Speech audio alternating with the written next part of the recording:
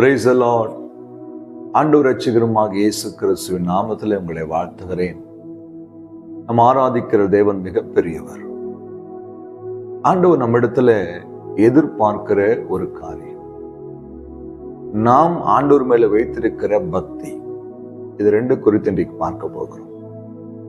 வாழ்க்கையில் அநேக அவர்களை குறித்து நாம் மிகுந்த பக்தி உள்ளவர்கள், இரவும் பகலும் ஜெபிக்கிறவர்கள், வேதம் வாசிக்கிறவர்கள், வாரம் தவறாமல் ஆலயத்துக்கு போகிறவர்கள், இப்படி அநேக காரியங்களை சொல்லி அவர்களுடைய பக்தியை நாம் எடை போடுகிறோம். ஆண்டவர் மேல அவர்கள் வைத்திருக்கிற பக்தி. சில மனிதர்கள் சொல்லுவாங்க, நான் ரொம்ப பக்தி, நான் ரொம்ப ஃபெய்த், விசுவாசம் உள்ளவன், பக்தி உள்ளவன். ஆனா பக்தி என்ன அப்படி என்பதை ஒரு வசனம் மூலமா நீங்க வாசிக்க போகிறோம். யாக்கோப்பு 1:27. திக்கற்ற பிள்ளைகளும் விதவைகளும் படுகிற உபத்திரவத்திலே அவர்களை விசாரிக்கிறதும் உலகத்தால் கரைபடாதபடிக்கு தன்னை காத்து கொள்ளுகிறதுமே பிதாவாகிய தேவனுக்கு முன்பாக மாசில்லாத சுத்தமான பக்தியாயிருக்கிறது. மாசில்லாத சுத்தமான பக்தி, கலப்படமே இல்லாத பக்தி. என்னங்க அது? அப்படி ஒரு பக்தி இருக்குதா? இருக்குது. யாக்கோபு எழுதுறாரு, திக்கற்றவர்களும் விதவைகளும் படுகிற உபத்திரவத்தில அவர்களை விசாரித்து அவர்களுக்கு உதவி செய்து அவர்கள் கண்ணீரை துடைத்து நம்மால் முடிந்த ஆறுதலை இயேசு கிறிஸ்துவின் நாமத்திலே அவர்களுக்கு கொடுக்கணும்.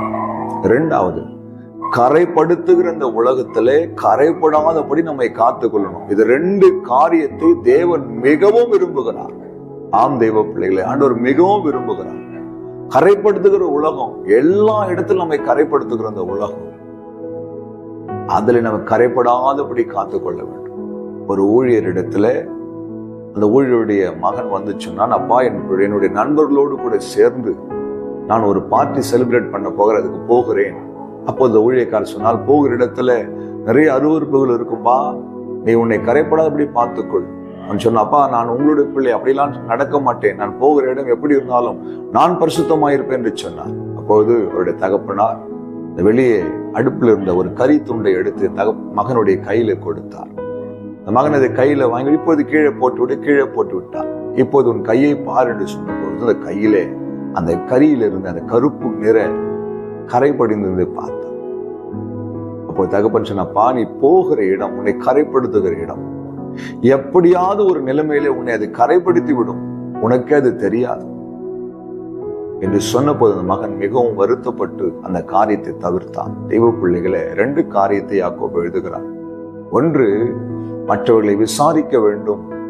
அவர்கள் உபத்திரவங்களிலே, அவர்கள் கண்ணீரின் பாதையிலே நாங்கள் இருக்கிறோம், ஆண்டவராகிய இரட்சகர் எங்களை கைவிடவில்லை, உங்களையும் கைவிட மாட்டார் என்று சொல்லுகிற ஒரு வார்த்தைக்காக இன்று ஜனங்கள் அலைந்து கொண்டிருக்காங்க தெய்வ பிள்ளையை. இரண்டாவதாக, கரைப்படுத்துகிற இந்த உலகத்துல கரைப்படாதபடி உங்களை காத்துக்கொள்ளும், என்னை காத்துக்கொள்ளும். இதுவே தேவனுக்கு முன்பாய் சுத்தமான மாசில்லாத பக்தியாயிருக்கிறது.